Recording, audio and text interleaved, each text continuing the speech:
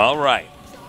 In the bottom right, the champion, the world champion of last year, he is Master SK Telecom T1 Parting.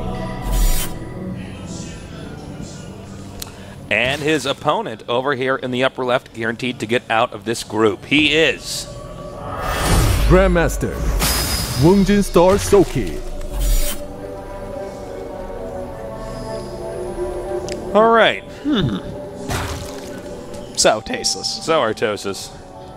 Well, what do we talk about here until it is? Well, yeah, we gotta wait for this. Well, I'm presuming that Protoss is gonna do a fast expand build. The variation where he gets the gateway first and then immediately pushes out that expansion. Yeah, this is a pretty Zerg fast. will probably just go for 3 bases. I mean, there's always a chance of an all-in or something like that. But yeah, This is a pretty fast drone scout as well. See what he wants to do with that.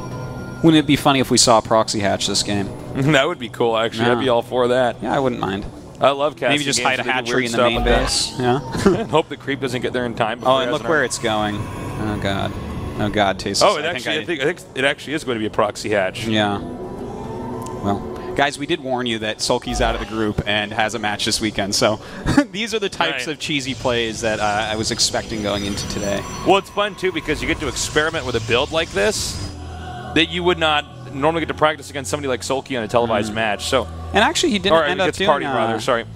Oh, yeah, he did not. Which is weird because he sent this so early and then just kind of sat there. You know what? I think that his plan was to hatchery if he saw a pylon at the choke. Yeah. Because a proxy hatchery is, or a hatchery in their natural is much stronger if they're going for a forge fast expand, especially on this map, because you can't have a cannon that covers the ramp and hits the hatchery. That's a very good point. So that's probably what he was going for there, but now he is switching it up, and he's at a little bit of a deficit because of that drone being out in the map for so long. And so we'll know what the Protoss has in store for us here once the Cybernetics core is complete. Wow, and this is... More than likely it'll be a Stargate build, but there are other openers you can do. Do you know what, Tasteless? This build that Sulky did actually is really nice. It covers both different openers that Parting could have done. If he had gone for a Forge Expand, he could have gone for that offensive hatchery. And since he scouted a Gateway Expand, Sulky just went instant double hatch before pool, which is a perfect counter to it because this build can't even harm that if the Zerg is good. Yeah, that's a very good point. You can't the even Protoss slow it army down, early though. on is not really that mobile, not able to do a lot of damage. So nice move there, actually. Yeah. And now you see the Protoss going for a fast expand. So yeah, Sulky in a great position here. Yeah, a very nice opening by him. I quite like. A good way to have, you know, be wanting to open up with something cheesy, but willing to go in the complete other direction if you scout what they're doing. And now we have the Mothership core out here. This is going to be helpful for just denying anything that's going to attack here on the ground. And a Twilight Council. You think there's a possibility that he's going to go for DTs here? Most likely. Yeah, I mean, he can get those other gases, those two in his expansion pretty quickly here. I tell you, we'd have to see the Forge like already starting about now if he wanted to go for like a +1 Blink 7 gate all in. You know, it's kind of funny because we almost always see the Forge no matter what eventually with this build. Yeah. And to see that he's going to go for the quick Twilight Council, this is a pretty big variation from what is a typical fast expanding Protoss. So yeah, there is some risk involved here. And again, getting the Dark Shine still before the Forge has even started. Yeah, this is a super fast DT rush, and it might end up working too. You know, if Sulky doesn't sniff this out, which it's a little bit harder to do because he did get that Stalker and can deny a lot of Overlord scouting. Yeah. But, you know, Parting actually doesn't have anything on that side of the base to see the Overlord coming in. And if he just attacks it as soon as the Geyser sees it and the Overlord stays on that path, you will see the Dark Shrine.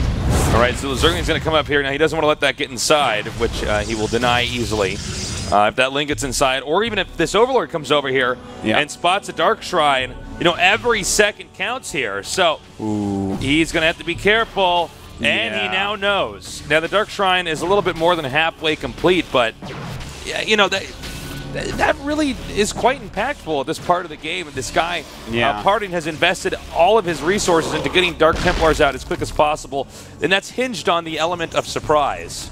Now, it looks like he's actually not going to cancel it, which is okay. You know, having a Dark Shrine is not the end of the world, but it certainly is the end of any possibility of having a supply lead. So he's going to have to be very careful if he wants to actually get aggressive at any point.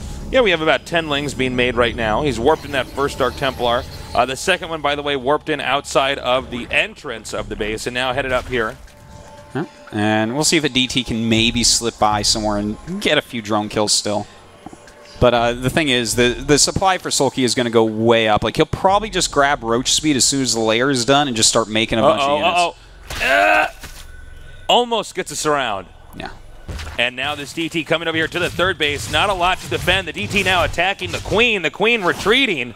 Always nice to get a Queen kill, but he gets outside of the range of that Spore Crawler. Almost got us around there as well. And it looks like he's actually not paying attention. Okay, he does now get rid of that Zergling. Yeah.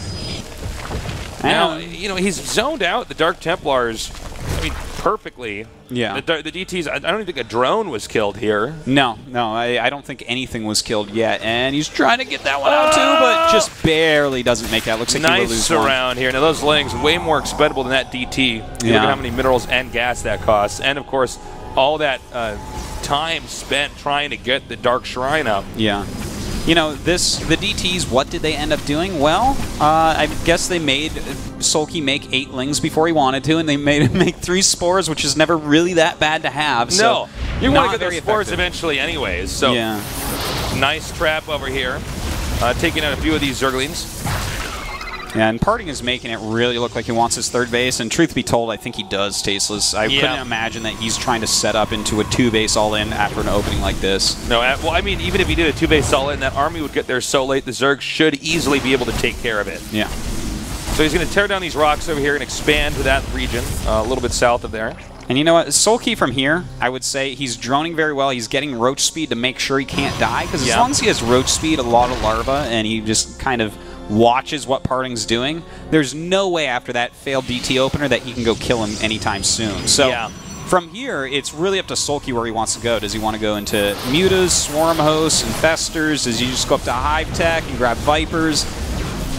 You know, it's a buffet for him, Tasteless. He gets to choose whatever he wants. Yeah, he's got a big variety of options there. Not that Parting cannot win from here. Absolutely the opposite. Parting can win from pretty much any position against pretty much anybody. But we've seen Parting play in so many games where he's so behind and just hangs on and manages to eke out that win. It will be, I think, especially tough here against Sulky, though. Well, this is kind of interesting. Look at this. He's getting +1 melee attack instead of ranged, and he's upgrading his Enduring Locusts. So what does this tell us exactly? I think I'm not sure exactly what the plan is here, but it could be just a handful of Swarm Hosts into something else, whether that is like an Ultralist tech switch or just like a Ling Muta type of play. But it's a little bit weird. Not exactly what you would expect. You know, this 4th base, it should be impossible for the Protoss to deny it. Even with the DT here, he should be able to just get over there and push that DT out and get defense up here. Now, Parting is pushing out, and important to note, the supplies are fairly even. In fact, Protoss usually Zerg has a slightly bigger lead than this, but we'll see, because he does have that good drone amount and can now mass produce a serious army. So. Yeah, his econ is really solid right now. You know, with the Swarm Hosts as well, I don't foresee Parting being able to take out either the 3rd or the 4th base. You know, he's going to try to go and hit some sort of quick timing here, but especially if this Observer gets picked off, then that's the end of that attack. All right, Protoss is now pushing out here, and this is a pretty far distance to push out, so there's a high chance Parting is going to commit here. Now, with these Locusts, you can see the Protoss army is pretty strong, and especially with the Locusts on creep, they move so much faster, he's going to have to turn around. Yeah, you know, he has pushed the creep back a little bit, so there is some possibility he'll try to go up and hit that 4th base still. But, you know, he does have the Warp Prism coming as well. 2nd Robo also, Parting playing pretty solidly from here. All right, he's going to go ahead and go for these rocks up here. The Locust now coming around from the side.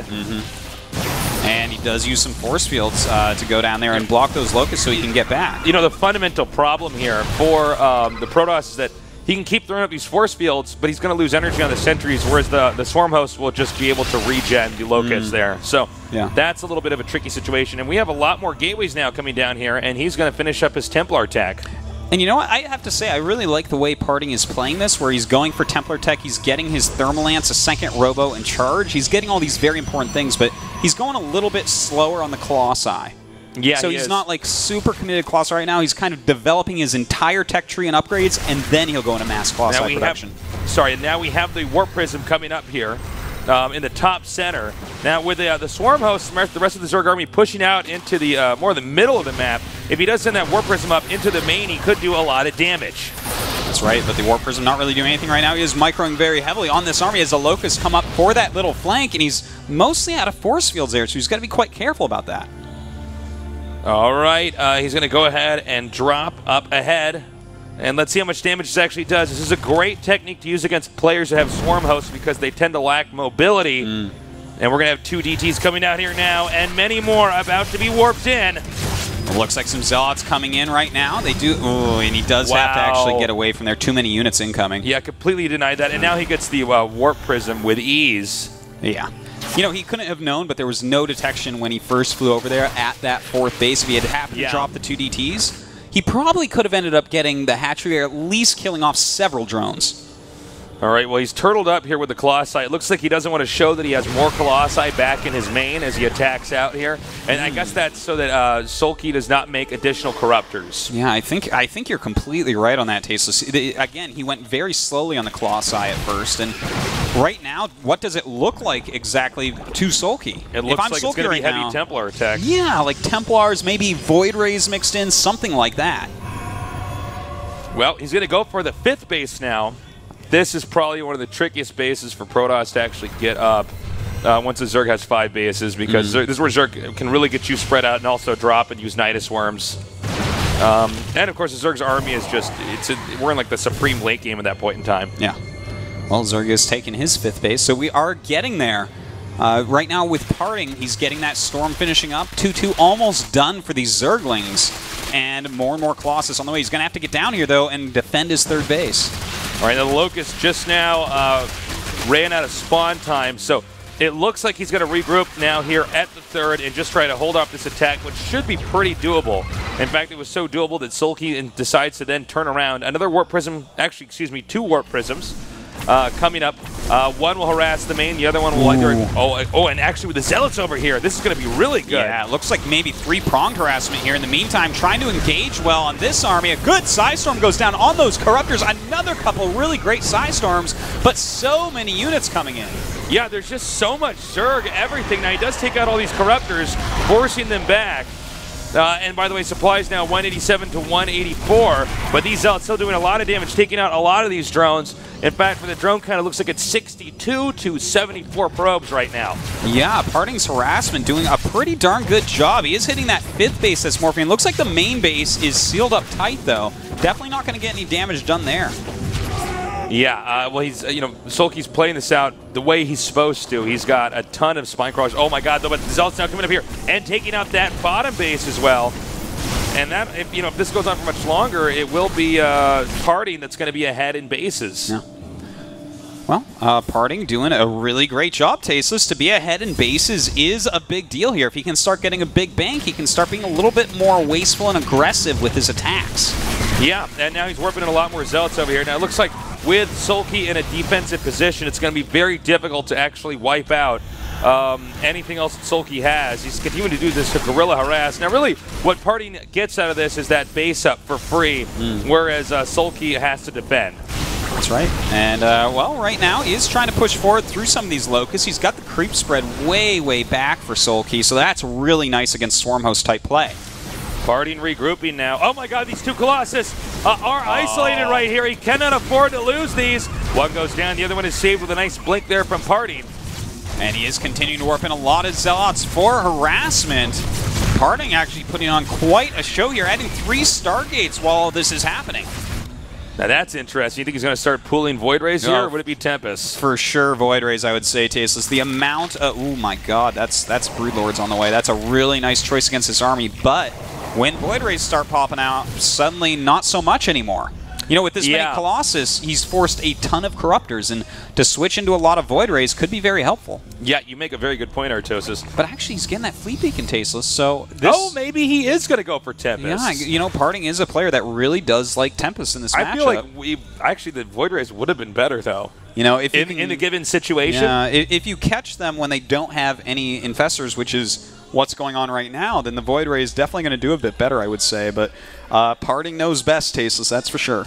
Yeah, it's hard to question Parting, isn't it? So we have the two armies now going around each other. And it looks like he could attack it and hit pretty well nicely as well with the Warp Prism. Ooh. Now, here's the problem. Does he have a Mothership Core? Well, I don't think he can actually recall. Look, Mothership Core is back there, so he can't recall his army. Yeah, I'm not sure. Where did you see the Mothership Core? I'm not... The Mothership Core is by the third, I believe. Yeah, it is. Whoa. So he's got to be really careful at that. You definitely want your Mothership Core with that main army. All right, we do have Tempests on the way right now, and as those Tempests pop out, actually, that's going to be very, very useful. There's only 5 Corruptors out, but 10 Broodlords, so a sudden surprise 3 Tempests with this army is going to help out so, so much. All right, the Broodlords and the Swarm hosts are continuing to move around in the center of the map here. I feel like Parting may actually just straight out win this because he's got the right unit comp.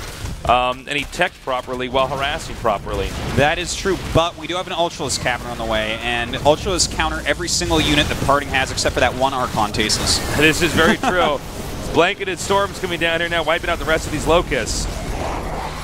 And it looks like those Corruptors really not going to quite get the job done. They are trying to dodge Storms and are making them use a lot of these Storms as well, but here come the Tempests. All right, Zerg continues to press forward. A nice blink under those Corruptors. The Tempests now continuing to push the Zerg army back. 10 more Corruptors on the way right now. Sulky. Tempests are actually just slightly faster than Broodlords, right? Does that sound right? I actually don't know. I've never chased them very far. Let me check for you. I don't actually know for sure. Yes, they are actually faster. Okay. They're actually a decent amount faster. Huh. Good to know. The more you know. Normally, as soon as they see my Tempest, more Corruptors on the way, so I kind of keep them back. right. In fact, we might see that situation unfold in just a second as 11 Corruptors are about to pop out. All right, small Zerg army now coming in over here. Oh, nice Storms! You can see he tries to block the ramp, but it doesn't quite work out. But this isn't really enough over here to do a ton of damage. No. He's just freeing up supply right now. Yeah, and not just that, he's keeping Parting busy, at least for a moment. Parting could have been in a better position on the map right now, but a lot of his units are back here, and now they have to walk back through the little tiny choke and get out in front to be able to battle this army again, whereas this army freely got into the position it wanted. Now they got a lot of Tempests up here. We'll see if we can get enough Corruptors out in time, but he's going to have to avoid, well, for instance, these Archons, but a Psystorm as well. Whoa, whoa, whoa, whoa, whoa, whoa, whoa. That's some expensive units right there. Yeah, going huge down. mistake. Indeed. Tempest shooting free units. Definitely something you don't ever want to do. Exactly. More Psystorms coming down now. He's continuing to push forward. It's really about these Tempests here and the Colossi and the Stalkers there to keep the rest of this army back. That is a lot of Corruptors. Oh, this is what he needed those Psystorms for. They just used all over the Broodlords. That's 21 Corruptors. Oh my god, that is way too many Corruptors. They are going to just destroy most of this army, but that is a nice Psystorm going down. These Tempest actually doing a good job. It's just too many Corruptors. I think you're right.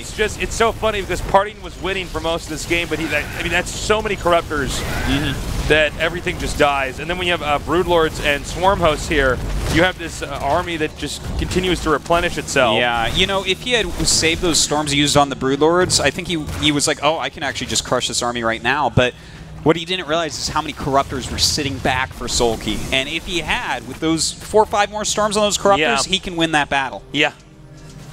You are absolutely right. That's a frustrating place This for is economic checkmate now. Look at the supplies here. 108 now to 168. And really this boils down to a bad unit comp from Parting. You know, the fact that Sulky was simply put able to make that many Corruptors by bringing up his supply and then hitting so hard. You know, a very nice game indeed, Tasteless, I have to say. Interesting opening by Sulky. Really, just a solid follow-up to the failed DT. Yeah. And I gotta say, this is one of the few maps where you can open up DT tech, have it do 0, and still be fine. Because, you know, normally what happens is you open up DT tech, it does nothing, and then Zerg kills your third base with roaches. But here, the third base is basically invulnerable. Yes. So, you know, there is that additional base up in the upper right for Party, but there's no way to really defend that. And once Zerg gets into the heart of the Protoss's base, he can destroy all the Stargates, the Warp Gates, anything that makes something that can attack, and that's going to be GG. Indeed. There's just really nothing left here. Zealot Stalker probably not going to be able to kill every single Zerg building. That's right, exactly. Not the most likely. Not even with perfect Blink Micro, guys. Not even with absolutely perfect Blink Micro here.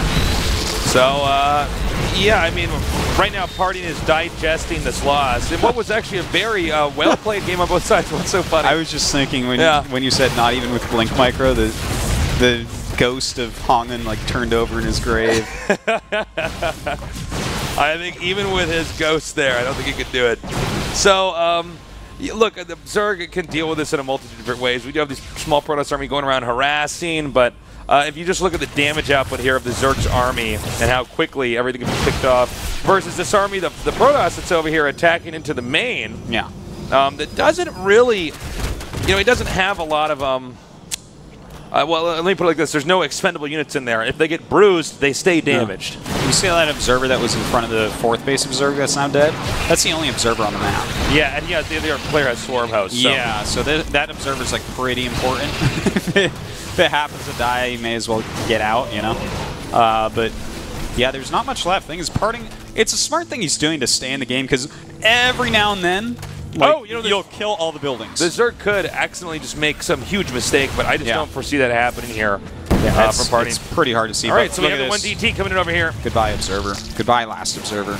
All right, he gets the Observer. Well, now that's checkmate unless Sulky were to completely screw up and like, I mean, basically make the biggest mistake that he could possibly make in a professional game. The biggest series of mistakes. Yeah, actually, of his entire it's not even life. one big mistake. It would be like a series of them. Yeah. So we're sort of we're seeing a bit of the aftermath here. Now, interesting enough, though, the Zerg is not really mining when you look at it. Yeah, it's not. There's not a lot of money coming in here. Yeah, if we look at the actual standing armies, 5 Broodlords and 13 Swarm Hosts, I would say certainly should be able to take out 7 Zealots, 9 High Templars, and But let's 18 see, is he going to Stalkers. make one of these mistakes? You know, that's some really great Psy Storms, but... Actually, that is some very great Psy Storms. But, you know, they just... How many did they kill? 0. None killed there, and there's no Observer. And now he has no High Templars. No, get into the ground! Okay, wait, he's all right. He did transfusion. Yeah. And now with these Stalkers getting underneath the Broodlords, he's going to make these Locusts here do a lot more damage than they would normally do. You know what's kind of funny is if he kills all these Broodlords, like, if he's perfect with these Stalkers, I'm like really trying to find a way here, but like the thing is you have to burrow and unburrow Swarm Hosts to actually end up killing things. And look at that, he's actually picked off so much here. Well, I think the fundamental problem is that the Protoss doesn't have an Observer. He absolutely does not have an Observer, no, right? He does not. He has no Observer. So. Absolutely no Observer. And in fact, he has no robotics. So that's an issue as well. He has almost no economy. Can't really even build the robotics right now. And now he's going to be able to get up to this Nexus at the upper right. This was actually a much closer game by the very end of it. Yeah, We've seen these DTs killing off drones here. Yeah, the economy is actually completely gone for Sulky, but he has like plenty of detection. The thing is, the Swarm Hosts just are endless free units. You know, they're going to kill this, and then eventually he can bring it back and, you know, save a building, and he can bring one Swarm Host in the main base of Party and let it go to town, and it'll kill everything. Slowly but surely, and that's going to be a GG. That was actually a very cool little match we saw there. Yes, and we're not done yet. We're going to go on to game number 2 here in this best of